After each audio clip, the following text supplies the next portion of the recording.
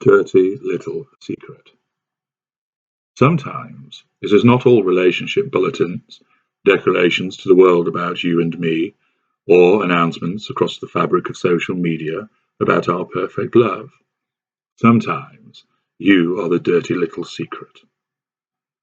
This is never the title afforded to the primary source that we have chosen. It is those who are secondary sources who find themselves labelled in this way. Do you have a friend who makes demands of your time, often calls you, and ensures that you give up your time so he or she is able to tell you all about what they have been doing, obtain your advice, and use you as a sounding board? Does this person tell you all about the brilliant weekend, or tell you about the time out she has had with a group of friends, at some weekend away, or at a concert, but somehow no invitation came your way? Do you perhaps politely and subtly ask whether you can attend some forthcoming event which this friend is enthusiastically telling you about, maybe even gloating about how brilliant it will be, but this friend shows all the perception of a plonk of wood and never picks up on your hints?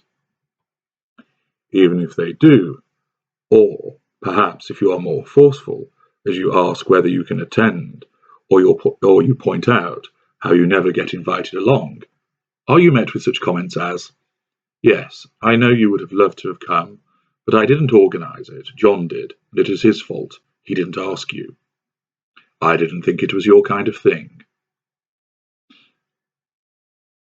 There were only a few places left, and I will make sure you can come to the next one. Of course, this never transpires. I thought you hated rock music. I'm sure you told me that you did. I have been so busy, I must have forgotten to ask you. I did ask you, and you said no, don't you remember? Of course, this is a lie. These people are our inner circle, the select few who are our guardians of our reputations, loyal lieutenants and brainwashed and indoctrinated to fawn over us, carry out our demands, and provide us with fuel. And you are not in the inner circle. In fact, the inner circle does not even know about you. When we spend time with you, we string you along with future faking.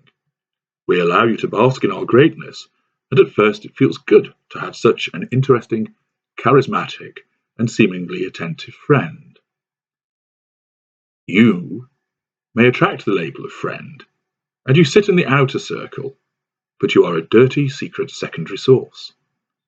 We do not want our inner circle to know about you, because whilst you serve an excellent purpose in providing us with fuel, your enthusiasm when we tell you with a moment's notice that we are coming to visit is just the tip of the fuelberg. We know you are loyal, dependable, and faithful. We know you will provide us with the fuel that we need, and you, above everybody else, will be the go-to person when fuel stocks are running low.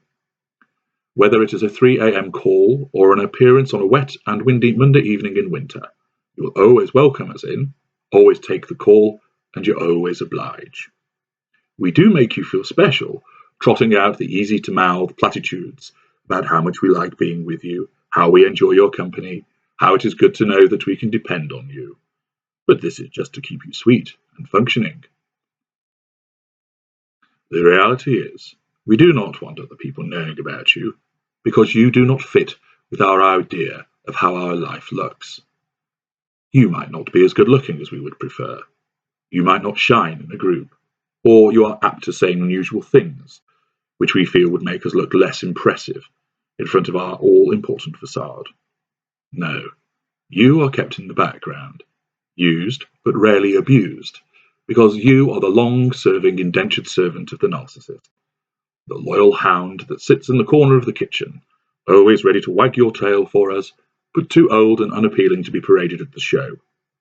This is the role of a dirty secret secondary source. There is also the dirty secret intimate partner secondary source. You were seduced and made into a secondary source, and within the blink of an eye you were embedded, and the platitudes of love and dedication came pouring forth in order to secure your loyalty. There are those who are earmarked for promotion to primary source. they are destined for better things, so long as they come up to proof with regard to the provision of fuel, character traits, and residual benefits.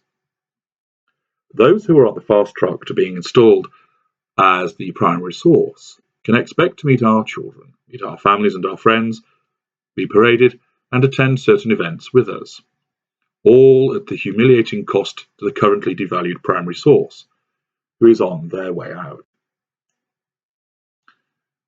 The future is rosy for this person. The dirty secret, intimate partner secondary source, is never considered for promotion.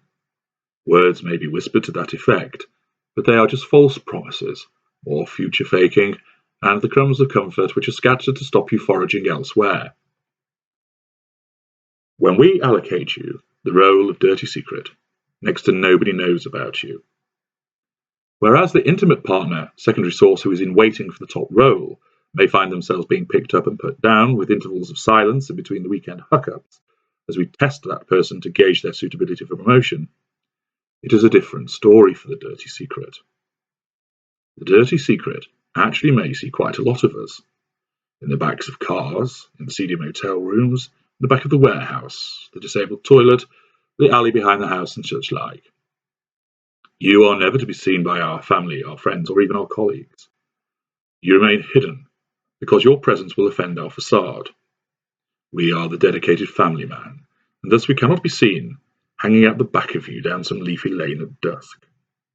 We are the champion of morals in our local community, and it will not be the done thing for us to be known to be engaging in the debauchery that we insist on when we are with you.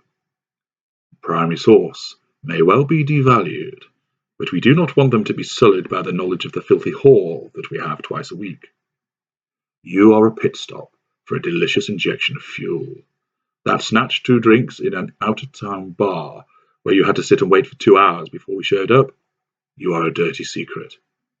Never allowed to call or message us before we have contacted you first, you are a dirty secret. Never allowed to meet our friends, you are a dirty secret.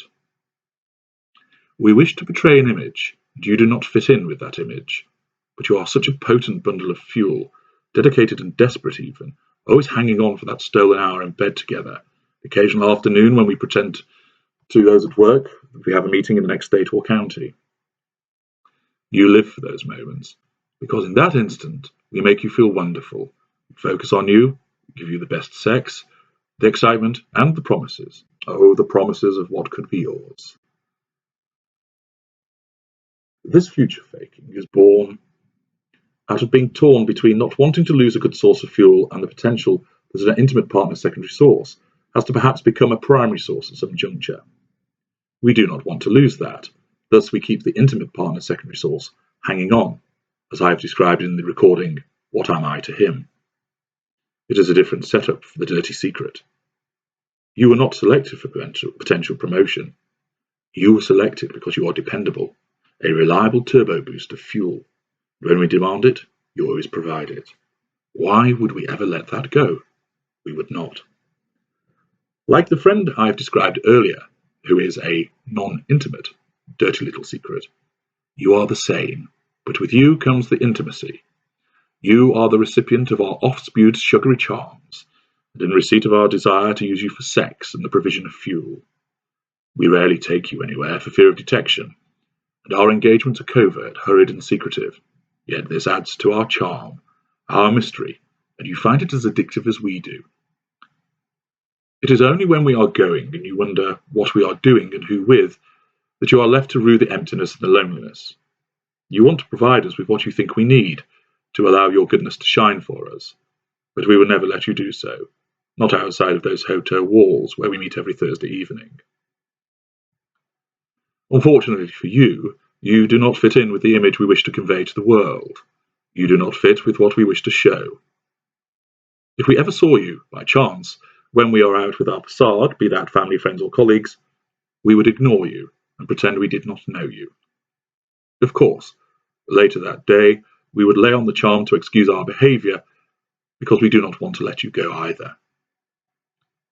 You are a brilliant stick-on emergency fuel patch.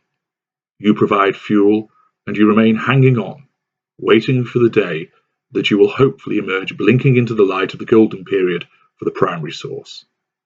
That is never going to happen, not that we will admit it to you. Stay in that dark corner and wait for our call. You are a dirty little secret.